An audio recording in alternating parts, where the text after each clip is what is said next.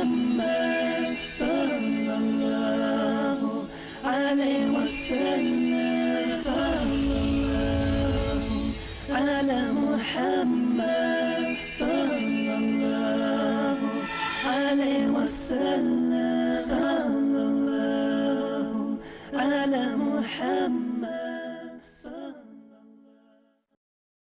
الحمد لله رب العالمين والصلاة والسلام على رسوله الأمين وعلى آله وصحبه أجمعين إلى يوم الدين أما بعد فأعوذ بالله من الشيطان الرجيم بسم الله الرحمن الرحيم وما آتاكم الرسول فخذوه وما نهاكم عنه فانتهوا وعن أبي هريرة رضي الله تعالى عنه أن رجلا قال للنبي صلى الله تعالى عليه وسلم أوصني قال لا تغضب فردد مرارا قال لا تغضب رواہ البخاری۔ محترم ناظرین کرام، بزرگوں، نوجوان بھائیوں، عفت مآب ماں اور بہنوں، السلام علیکم ورحمۃ اللہ وبرکاتہ۔ تفہیم حدیث کے اس مخصوص پروگرام میں آپ کا استقبال ہے۔ نبی اکرم صلی اللہ علیہ وسلم کی حدیث ہمارے لیے مشعل راہ۔ آپ صلی اللہ علیہ وسلم نے ہمارے لیے دو چیزیں اس دنیا میں چھوڑی، ایک تو قرآن مجید اور دوسری آپ صلی اللہ علیہ وسلم کی احادیث، آپ کی حیات طیبہ۔ ترکت فیکم امرین لن تضلوا ما ان تمسکتم بہما کتاب اللہ والسنت۔ میں دو چیزیں تمہارے درمیان چھوڑ کر کے جا رہا ہوں، اگر ان کو مضبوطی سے پکڑو گے تو کبھی بھٹک نہیں سکتے۔ ایک قرآن مجید ہے اور دوسری میری سنت۔ ہم اس پروگرام میں نبی اکرم صلی اللہ علیہ وسلم کی ایک حدیث کو پڑھتے ہیں، اس پر غور و فکر کرتے ہیں، اور اس حدیث سے ہمارے لیے جو نصیحت ملتی ہے اس کو اپنی زندگی میں نافذ کرنے کے لیے ہم کوشش کرتے ہیں۔ محترم ناظرین کرام، آج کی حدیث جس کو میں نے آپ کے سامنے پڑھا ہے، اس کی روایت حضرت ابو ہریرہ رضی اللہ تعالی عنہ نے کی۔ ابو ہریرہ رضی اللہ تعالی عنہ کا پورا نام عبد الرحمن بن صخر الدوسی، امام الفقیہ کے نام سے آپ جانے جاتے ہیں۔ آپ کو مجتہد الحافظ بھی کہا جاتا ہے۔ حضرت ابو ہریرہ رضی اللہ تعالیٰ عنہ کی جو کنیت ہے وہ ابو ہریرہ ہے۔ سارے صحابہ میں سب سے زیادہ حدیث کی روایت کرنے کا شرف آپ کو حاصل ہے۔ روایت کے لحاظ سے اور حدیث کو محفوظ کرنے کے لحاظ سے سارے صحابہ میں آپ کا نمبر ایک ہے۔ اکثر الصحابۃ روایتاً وحفظاً عن رسول اللہ صلی اللہ علیہ وسلم۔ سارے صحابہ میں حدیث کو روایت کرنے کے لحاظ سے اور اس کو یاد رکھنے اور محفوظ رکھنے کے لحاظ سے سارے صحابہ میں آپ کا رتبہ سب سے بلند ہے۔ حضرت ابو ہریرہ رضی اللہ تعالیٰ عنہ نبی اکرم صلی اللہ علیہ وسلم سے احادیث سیکھتے تھے تو بھول جاتے تھے۔ نبی اکرم صلی اللہ علیہ وسلم سے آپ نے درخواست کی کہ اللہ کے رسول صلی اللہ علیہ وسلم میرے لیے دعا کر دیجئے۔ آپ صلی اللہ علیہ وسلم نے کہا اپنی چادر کو پھیلاؤ۔ حضرت ابو ہریرہ کہتے ہیں کہ میں نے اپنی چادر کو پھیلا دیا تو نبی اکرم صلی اللہ علیہ وسلم نے میرے لیے دعا کی، غرف بیدیہ الشریفتین، ایسے ہاتھ بنا کر کے میری چادر میں آپ نے ڈالا اپنے دست مبارک سے۔ اس کے بعد کہا کہ اس کو چمٹا لو اپنے سینے سے۔ میں نے اس کو چمٹا لیا پھر چادر کو۔ حضرت ابو ہریرہ کہتے ہیں کہ نبی اکرم صلی اللہ علیہ وسلم کی اس دعا کے بعد پھر کبھی بھولا نہیں۔ محترم سامعین کرام، محترم ناظرین کرام، حضرت ابو ہریرہ رضی اللہ تعالیٰ عنہ کی سیرت غیر معمولی اہمیت کی حامل ہے۔ جلیل القدر صحابہ میں سے آپ ہیں۔ آپ کی جو حدیث کی کتابوں میں جو ملتی ہیں اس کی مجموعی تعداد جو بنتی ہے وہ 5374 ہے۔ 5374 5374 احادیث کی کتابوں میں حضرت ابو ہریرہ رضی اللہ تعالیٰ عنہ سے منقول ہے۔ اس روایت کو حضرت بخاری نے اپنی کتاب صحیح البخاری میں اس کا تذکرہ کیا ہے۔ امام بخاری رحمۃ اللہ علیہ کے بارے میں ہم جانتے ہیں کہ امام بخاری رحمۃ اللہ علیہ نے کافی محنت اور مشقت کے بعد حدیث کی اس مجموعے کو تیار کیا ہے، اور آپ کو اس حدیث کے مجموعے کو تیار کرنے میں تقریباً 25 سال لگے۔ روایت کو دیکھنا، افراد کو دیکھنا، فن رجال کو، آپ نے حدیث کا ایک جو معیار بنایا وہ غیر معمولی تھا، اور اس کی روشنی میں آپ نے جو یہ کام کیا ہے غیر معمولی ہے۔ بخاری شریف کا پورا نام ہے الجامع المسند الصحیح المختصر من امور رسول اللہ صلی اللہ علیہ وسلم وسننہ و ایامہ۔ امام بخاری رحمۃ اللہ علیہ کا پورا نام ہے محمد بن اسماعیل البخاری۔ امام بخاری کی جو کنیت ہے وہ ابو عبداللہ ہے۔ بخاری شریف کی ایک بڑی صفت یہ ہے کہ اس کے بارے میں کہا جاتا ہے اصح الکتب بعد کتاب اللہ تعالی، اللہ تعالیٰ کی کتاب یعنی قرآن مجید کے بعد سب سے صحیح کتاب اگر موجود ہے اس زمین پر تو وہ امام بخاری کی صحیح البخاری ہے، اس لیے کہ نبی اکرم صلی اللہ علیہ وسلم کے صحیح فرمودات کا وہ ذخیرہ ہے۔ جو احادیث بخاری شریف میں ہیں تکرار کے ساتھ ان کی تعداد بنتی ہے 7397، اور اگر آپ تکرار کو نکال دیں تو ان کی تعداد تقریباً 4000 کے آس پاس بنتی ہے۔ امام بخاری نے یہ جو مجموعہ تیار کیا، حدیثیں اکٹھا کی ہیں، اس کو 6 لاکھ حدیثوں میں سے اس کا انتخاب کیا۔ محترم ناظرین کرام، یہ حدیث جو حضرت ابو ہریرہ رضی اللہ تعالیٰ عنہ نے روایت کی ہے، نبی اکرم صلی اللہ علیہ وسلم تھے، اس کا جو عنوان ہے وہ غضب ہے، غصہ، اور یہ مختصر حدیث ہے۔ عن ابی ہریرہ رضی اللہ تعالیٰ عنہ جاء رجل الى النبی صلی اللہ علیہ وسلم، ابو ہریرہ رضی اللہ تعالیٰ عنہ روایت کرتے ہیں کہ نبی اکرم صلی اللہ علیہ وسلم کے پاس ایک شخص آیا اور اس نے کہا اوصنی، اے نبی صلی اللہ علیہ وسلم مجھے نصیحت فرما دیجئے، مجھے وصیت فرما دیجئے۔ قال لا تغضب، کہا تم غصہ نہ کرو۔ پھر اس نے سوال کیا ہوگا کہ اللہ کے نبی صلی اللہ علیہ وسلم مجھے اور نصیحت کیجئے، کہا کہ غصہ مت کرو۔ روایت میں آتا ہے فردد مرارا، اس آدمی نے بار بار یہ دہرایا کہ اللہ کے رسول صلی اللہ علیہ وسلم مجھے نصیحت اور کیجئے، مجھے اور نصیحت کیجئے، مجھے اور نصیحت کیجئے، اور آپ صلی اللہ علیہ وسلم نے ہر مرتبہ یہی کہا لا تغضب، لا تغضب، غصہ نہ کرو۔ غصہ نہ کرنے پر یہ حدیث ہے۔ پہلی بات جو یہاں صاف ہو کر کے ہمارے سامنے آتی ہے وہ یہ کہ نبی اکرم صلی اللہ علیہ وسلم نصیحتیں اگر فرماتے تھے، تربیت اگر فرماتے تھے کسی کی، تو اس کی شخصیت کو سامنے رکھ کر کے فرماتے تھے۔ یہ شخص ایسا آیا جس کو غصہ زیادہ آتا تھا، اسی لیے نبی اکرم صلی اللہ علیہ وسلم نے ایک ہی نصیحت فرمائی اور بار بار اس کے مطالبے پر ایک ہی بات کہی کہ تم غصہ نہ کرو، یہی تمہارے لیے ہے۔ غصہ بذات خود بہت ہی غلط چیز ہے، اور نبی اکرم صلی اللہ علیہ وسلم کی اور بھی احادیث میں اس کے سلسلے میں بہت شناعت آئی ہے، اس کی بڑی قباحت آئی ہے، اور نبی اکرم صلی اللہ علیہ وسلم نے اس سلسلے میں لوگوں کو محتاط رہنے کی نصیحت فرمائی ہے۔ ایک جگہ تو نبی اکرم صلی اللہ علیہ وسلم نے یہ فرمایا کہ بہادر وہ نہیں ہے جو کشتی میں دوسروں کو پچھاڑ دے، بہادر وہ ہے جو غصے کو پی جائے۔ غصہ جب آتا ہے تو شیطان کی طرف سے ایک جوش جذبہ آ جاتا ہے، انسان آپے سے باہر ہو دیتا ہے، بوکھلا جاتا ہے۔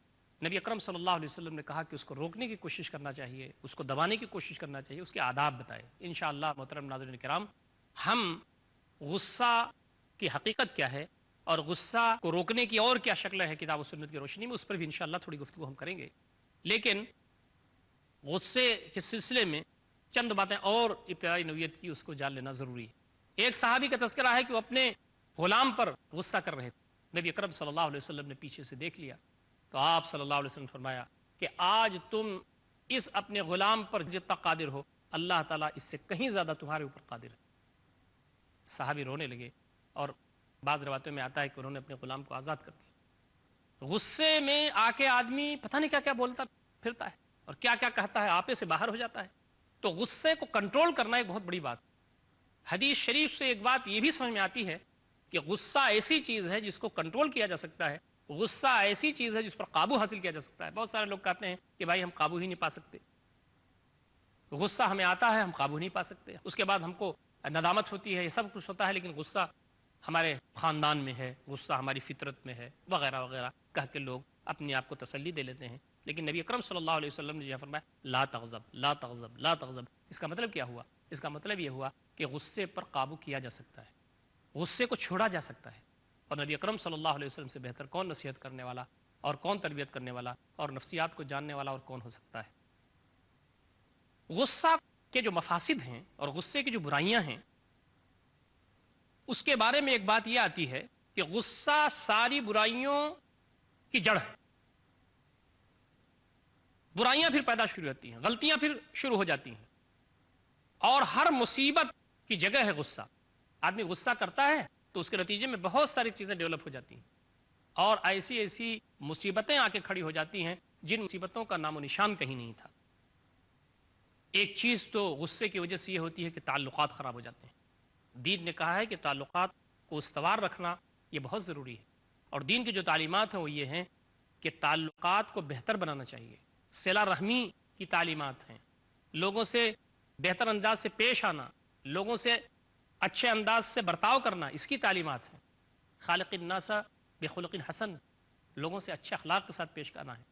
غصے کے نتیجے میں کیا ہوتا ہے؟ تعلقات خراب ہو جاتے ہیں۔ غصے میں آدمی پتہ نہیں کیا کیا بک دیتا ہے، کر دیتا ہے، تو اس سے آدمی دور ہو جاتا ہے۔ غصے کے نتیجے میں رشتے کٹ جاتے ہیں، تعلقات کٹ جاتے ہیں۔ غصے کا ایک بڑا نقصان یہ ہے کہ دل میں ہیجانی کیفیت برپا ہو جاتی ہے، اور اس ہیجانی کیفیت کی وجہ سے انسان کے جسم پر بھی غیر معمولی اثر مرتب ہوتا ہے۔ غصہ آدمی کرتا ہے تو دل میں ایک ہیجان آتا ہے، دماغ پریشان ہونے لگتا ہے، آنکھیں چڑھ جاتی ہیں۔ اسی طریقے سے آدمی کے جو اعضاء جوارح ہیں اس میں بھی تناؤ پیدا ہو جاتا ہے۔ آدمی حشاش بشاش رہے، آدمی ہنسے، آدمی خوش رہے اور آدمی غصے میں رہے، دونوں کا analysis medical point of view سے جو کیا گیا ہے، اس سے انسان کے جسم پر حشاش بشاش رہنے، خوش رہنے سے جو اثرات مرتب ہوتے ہیں وہ غیر معمولی ہیں، اور غصے کے نتیجے میں جو انسان کے جسم پر اثرات مرتب ہوتے ہیں وہ بھی غیر معمولی ہیں۔ نبی اکرم صلی اللہ علیہ وسلم نے غصہ نہ کرتے رہنے اور خندہ پیشانی کے ساتھ رہنے اور ملنے اور حشاش بشاش رہنے کی تلقین فرمائی۔ ان تلقى اخاك بوجه طلیق صدقہ، تم اپنے ساتھی سے، اپنے بھائی سے خندہ پیشانی کے ساتھ ملو، ہنسی خوشی ملو، خوش و خرم رہو، یہ بھی صدقہ قرار دیا گیا ہے۔ اور غصے میں آدمی بہت ساری غلطیاں کر جاتا ہے، غصے میں آدمی بہت کچھ ایسا کر جاتا ہے جس سے تعلقات خراب ہو جاتے ہیں، جس سے آدمی ناراض ہو جاتا ہے، جس سے دلوں میں تکلیفیں پیدا ہو جاتی ہیں۔ محترم ناظرین کرام، وقت ہو گیا ہے ایک چھوٹے سے وقفے کا، انشاءاللہ وقفے کے بعد ہم پھر حاضر خدمت ہوں گے اور حدیث پاک کے تفہیم کا سلسلہ انشاءاللہ جاری رکھیں گے۔ والسلام علیکم ورحمۃ اللہ وبرکاتہ۔ محترم ناظرین کرام، وقفے کے بعد ہم پھر حاضر خدمت ہیں، اور نبی اکرم صلی اللہ علیہ وسلم کی مشہور حدیث جس میں آپ صلی اللہ علیہ وسلم نے ایک صحابی کو نصیحت فرمائی تھی کہ تم غصہ نہ کرو۔ صحابی نے کہا یا رسول اللہ صلی اللہ علیہ وسلم اوصینی، نبی اکرم صلی اللہ علیہ وسلم مجھے نصیحت فرما دیجئے، مجھے وصیت فرما دیجئے۔ تو نبی اکرم صلی اللہ علیہ وسلم نے فرمایا لا تغضب۔ اس صحابی نے بار بار کہا اللہ کے نبی صلی اللہ علیہ وسلم اور مجھے نصیحت فرمائیے، تو نبی اکرم صلی اللہ علیہ وسلم نے یہی ایک بات کہی لا تغضب، غصہ نہ کرو۔ غصے کا ایک اثر جو انسان کے جسم پڑتا ہے وہ یہ کہ چہرہ سرخ ہو جاتا ہے، آنکھیں چڑھ جاتی ہیں، تیوری چڑھ جاتی ہے، تناؤ پیدا ہو جاتا ہے، سانس تیزی سے آنے جانے لگتی ہے۔ غصے کے عالم میں جب بہت زیادہ غصہ ہے کوئی شخص، آپ اس کو دیکھیے تو یہ خود جو غصہ ہے اس سے نبی اکرم صلی اللہ علیہ وسلم نے اسی لیے منع فرمایا ہے کہ اس کے اثرات انسان کے جسم پر بھی اور اس کے روح پر بھی غیر معمولی پڑتے ہیں۔ قال نبی صلی اللہ علیہ وسلم، نبی اکرم صلی اللہ علیہ وسلم نے ارشاد فرمایا اللہم انی اسألوک کلمۃ الحق فی الغضب والرضا، اے اللہ رب العزت، اے پروردگار، میں تجھ سے کلمہ حق کی توفیق مانگتا ہوں، غصے میں بھی اور خوشی میں بھی۔ نبی اکرم صلی اللہ علیہ وسلم بھی انسان تھے، آپ کو بھی غصہ آتا تھا، لیکن آپ صلی اللہ علیہ وسلم غصہ پر قابو حاصل کرنے والے تھے۔ لیکن نبی اکرم صلی اللہ علیہ وسلم نے فرمایا کہ غصے کے عالم میں کہیں ایسا نہ ہو کہ میں غلط بات کہہ جاؤں، میرے مالک حق سے میں ہٹ جاؤں، ناحق کوئی بات کہہ جاؤں۔ تو اس لیے نبی اکرم صلی اللہ علیہ وسلم دعا فرمایا کرتے تھے کہ بار الہ مجھے حق بات کہنے کی توفیق عنایت فرما دے، چاہے غصے کی حالت ہو چاہے خوشی کا عالم ہو۔ احمد کی روایت ہے، عروہ رضی اللہ تعالیٰ عنہ کہتے ہیں فَإِنَّ شِدَّةَ الْغَضَبِ مُفْسِدَةٌ لِفُوَادِ الْحَكِيمِ، غصے کی جو تیزی ہے اور غصے کی جو شدت ہے یہ حکیم کا جو دل ہے اس دل کو خراب کر دینے والی ہے۔ حکیم اور غصہ دونوں ایک ساتھ اکٹھا نہیں ہو سکتے۔ تو غصے کی اگر تیزی ہے کسی شخص کے اندر تو حکمت سے وہ خالی ہوگا، اور اگر اس کے اندر بہت ساری صلاحیتیں ہوں گی اور بہت دین ہوگا اور بڑی شریعت ہوگی، بڑی معلومات ہوگی، لیکن غصہ ایک چیز ایسی ہے جو سب پر پانی پھیر دیتا ہے یا پانی پھیر دیتا ہے۔ غصے کا ایک اور سائیڈ ایفیکٹ ہے وہ یہ ہے کہ زبان خراب ہو جاتی ہے، آدمی گالی بکنے لگتا ہے، آدمی اول فول بکنے لگتا ہے، آدمی برا بھلا کہنے لگتا ہے۔ نبی اکرم صلی اللہ علیہ وسلم نے تعلیمات دی ہیں کہ زبان کی حفاظت کی جائے، اور نبی اکرم صلی اللہ علیہ وسلم نے ایک حدیث میں تو یہ فرمایا کہ اگر کوئی زبان کی اور شرمگاہ کی ضمانت دیتا ہے تو میں اس کو جنت کی ضمانت دیتا ہوں۔ تو نبی اکرم صلی اللہ علیہ وسلم نے زبان کے بارے میں بڑی رہنمائیاں کی ہیں۔ اب آدمی جب غصے میں آتا ہے تو زبان اس کی خراب ہو جاتی ہے، نہ جانے کیا کیا بکنے لگتا ہے، اور غصے کے نتیجے میں دل میں کینہ پیدا ہوتا ہے، آپ کے بارے میں لوگوں کے خیالات اچھے نہیں ہوں گے، غصہ کرنے والے کے بارے میں اس سے کینہ پیدا ہوگا، اس سے دوریاں پیدا ہوں گی، اس سے نفرت پیدا ہوگی۔ اسی طریقے سے حسد بھی غصے کے نتیجے میں آتا ہے، اسی طریقے سے آدمی غصے کے نتیجے میں یہاں تک جا سکتا ہے کہ وہ قتل بھی کر سکتا ہے. نہ جانے کتنے لوگ ایسے ہیں جو غصے کے نتیجے میں قتل تک پہنچ جاتے ہیں. اور یہ بات محترم ناظرین کرام آپ کو اس کا بڑا تجربہ ہوگا کہ کتنے لوگ ایسے ہیں جو اپنی بیویوں سے دوری حاصل کر لیتے ہیں غصے کے نتیجے میں, اس کے بعد فتویٰ پوچھنے آتے ہیں, مولانا لوگوں کو پریشان کرتے ہیں, مولانا ہم نے ایسا کہہ دیا, اور مولانا ہم نے ایسا کہہ دیا, اب طلاق ہو گئی کہ نہیں ہوگی, اب کیسے کیا ہوگا, ہم لوگ ساتھ رہنا چاہتے ہیں. تو یہ غصہ یہاں تک لے جاتا ہے. اور اسی طریقے سے بہت سارے لوگ تو برتن اٹھا اٹھا کے پھینک دیتے ہیں, توڑ ڈالتے ہیں. غصہ انہوں نے کیا, غصہ ان کو آیا, اب برتن کی کیا غلطی ہے, لوٹا بدنی کی کیا غلطی ہے, دروازے اور کھڑکی کی کیا غلطی ہے, جیسے دورہ پڑ گیا ہو کسی چیز کا. نبی اکرم صلی اللہ علیہ وسلم فرمایا دین اسلام کی تعلیمات کی یہ سب چیزیں منافی ہیں. بہت سارے لوگ تو ایسے ہوتے ہیں کہ غصہ جب ان کو آتا ہے تو جیسے کہ ان پر بے ہوشی کی کیفیت آ جاتی ہے, اغمی علیہ, بے ہوشی کی کیفیت. محترم ناظرین کرام, نبی اکرم صلی اللہ علیہ وسلم نے انہی سارے مفاسد کی وجہ سے, خرابیوں کی وجہ سے غصے کے بارے میں فرمایا ہے کہ غصے پر جتنا زیادہ کنٹرول کر سکو کنٹرول کرو. اب کنٹرول کرنے کے طریقے کیا ہو سکتے ہیں, غصے کو کنٹرول کرنے کے طریقے کیا ہو سکتے ہیں؟ کتاب و سنت کی روشنی میں تھوڑی سی بات میں اس پر بھی کرنا چاہتا ہوں. اس کے بارے میں بھی دین و شریعت میں رہنمائیاں ہیں. پہلا طریقہ غصے کو کنٹرول کرنے کا یہ ہے کہ اللہ تعالیٰ کی طرف اللہ کی پناہ میں آنا چاہیے. قال ربکم ادعونی استجب لکم, اللہ تعالیٰ سے دعا کرنا چاہیے کہ میرے مالک مجھے غصے پر کنٹرول کرنے کی صلاحیت عطا فرما, میری اپنی شخصیت کو محفوظ فرما, میرے اخلاق و کردار کو محفوظ فرما. تو سب سے پہلی چیز غصے کو کنٹرول کرنے کے سلسلے میں یہ ہے کہ انسان کو اللہ تعالیٰ کی طرف رجوع کرنا چاہیے, اللہ تعالیٰ کی طرف یکسو ہونا چاہیے, اس کی پناہ میں آنا چاہیے. دوسری چیز یہ ہے کہ باقاعدہ تعوذ, شیطان رجیم سے تعوذ کرنا چاہیے, یعنی اللہ رب العزت کی پناہ میں آنا چاہیے, شیطان رجیم سے پناہ مانگتے ہوئے. اعوذ باللہ من الشیطان الرجیم ہم بار بار پڑھتے ہیں, قرآن مجید پڑھتے وقت پڑھتے ہیں اعوذ باللہ من الشیطان الرجیم, شیطان الرجیم سے میں پناہ مانگتا ہوں تیری. قرآن مجید میں آتا ہے وَإِمَّا يَنزَغَنَّكَ مِنَ الشَّيْطَانِ نَزْغٌ فَاسْتَعِذْ بِاللَّهِ, اگر شیطان کی طرف سے کوئی وسوسہ تمہارے دل میں آئے تو اللہ تعالیٰ کی پناہ میں آ جاؤ. سورہ فصلت آیت 36. یہ جو غصے ہیں اس میں وسوسے ڈالنا, غصہ دلانا, انسان کو آپے سے باہر کرنا, اس میں شیطان کا بہت بڑا رول ہے. تو کہا گیا ہے کہ وَإِمَّا يَنزَغَنَّكَ مِنَ الشَّيْطَانِ نَزْغٌ فَاسْتَعِذْ بِاللَّهِ, کوئی وسوسہ ایسا آ رہا ہو جس سے آپ کو غصہ آ رہا ہو تو آپ اس میں اللہ رب العزت کی پناہ میں آنے کی کوشش کریں اور یہ پڑھیں اعوذ باللہ من الشیطان الرجیم, اللہ تعالیٰ کی پناہ میں آ جائیں. نبی اکرم صلی اللہ علیہ وسلم دو آدمیوں کے پاس سے گزرے اور اس میں سے دونوں ناراض تھے اور ناراضگی میں بات کر رہے تھے. نبی اکرم صلی اللہ علیہ وسلم نے کہا مجھے ایک بات معلوم ہے, اگر یہ شخص اگر اسے کہہ دے یا برت لے تو اس سے اس کا غصہ دور ہو جائے گا. قال, نبی اکرم صلی اللہ علیہ وسلم فرمایا اعوذ باللہ من الشیطان الرجیم ذہب عنہ ما یجد, اگر وہ اعوذ باللہ من الشیطان الرجیم کہہ دے غصے کی حالت میں تو جو غصہ جس میں مبتلا ہے وہ غصہ اس سے ختم ہو جائے گا. تیسری چیز کہ بندہ اگر غصے پر قابو حاصل کرتا ہے اور قادر ہے اس غصے پر عمل کرنے پر تو اللہ رب العزت کے ہاں اس کا بدلہ بہت زیادہ ہے. قال نبی صلی اللہ علیہ وسلم من کظم غیظا وهو قادر على ان ينفضه دعاه الله تبارک وتعالى على رؤوس الخلائق حتى يخيره من اي حور شاء.